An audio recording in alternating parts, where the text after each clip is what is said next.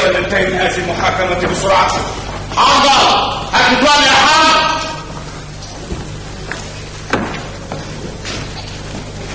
اصحاب الطرق.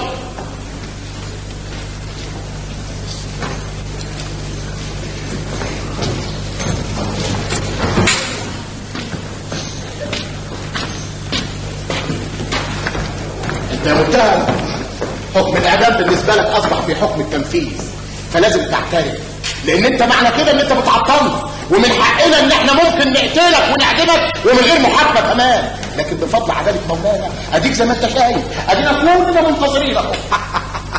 بص يا ابني، مفيش حد في دولة المماليك يا حبيبي بيموت من غير ما يعترف، فاعترف بقى وخلصنا، خلينا نروح، الجو حار يا عم. اعترف بقى يا اخي بقى. لاخر مره العداله بتسالك، انت بتنكر ولا بتعترف؟ تنكر؟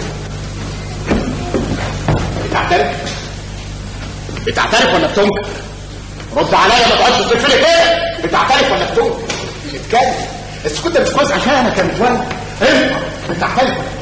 لاخر مره بص لي هنا واسمك بقى، لاخر مره اسالك، انت بتنكر ولا بتعترف؟ لا يا مولاي، كده ما ينفعش. ما حاجه من الاثنين، يا رب يتكلم يا اما هو قصص فعلا. لا، هيتكلم، هيعترف، لازم يعترف، لأن كل اللي قالوا واللي بيقولوا واللي هيقولوا كده خاين ودودة. انت فاكر ما احناش عارفين ايه اللي في دماغك القذر يا متشرد يا زبالة؟ كل كلمة قلتها مرصودة عليك. هتقول ان الهرم اللي بنيناه ملناش اي فضل في وجوده، وان كل اللي عملناه اننا دقينا مزيكا وقصينا الشريط. هتقول اننا ما حاسبناش حد على المدافع والمراكب اللي غرقت ولا المكاحل اللي ساحت. هتقول ان الالوف اللي ماتوا راحوا هدر واتقتلوا غدر لاسباب تانية. هتقول ان انا مصاص ذنب ببيع يعني وبقتل اصحابي وبتنكر لابني. ما تبصليش كده والا خرمت عينيك بايدي. انا السلطان الاشرف مش هسمح لحد يشوه انتصاري اللي خلى البلد دي سائره في الدنيا. انا الغولي فضل الميادين منشد الصحف، ولا كلكم؟ ايوه كلكم بتكتبوا باسمي اول ما هل عليكم. قول يا لبلب يا كلام الناس، قول ان انا خربتها وقعدت على تلها. اتكلم. عايز تقول ايه تاني؟ عايز تقول ان انا اراجوز وان اي واحد هنا عايز يتف في وشي لو قربت منه؟ طب وريني.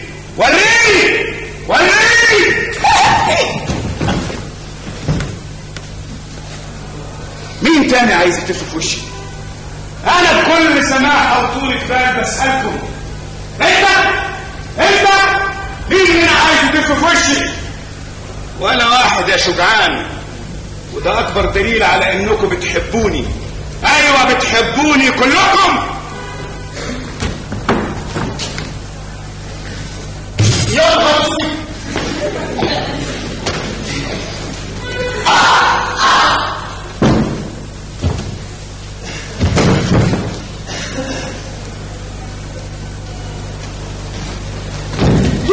يا مولانا.